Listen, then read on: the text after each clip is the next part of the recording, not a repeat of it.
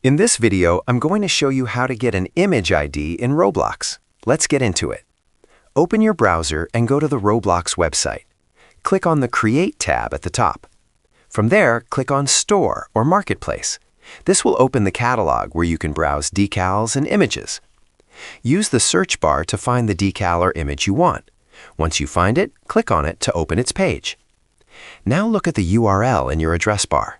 You'll see something like roblox.com/asset/123456789/image name.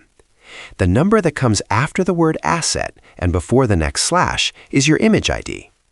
Copy that number and use it wherever you need it in Roblox Studio, like in image labels, image buttons, or textures.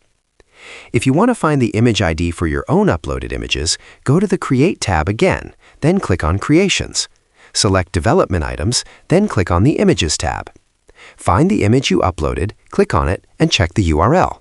The image ID will be in the same spot, right after Asset and before the next slash. And that's it. That's how to get an image ID in Roblox.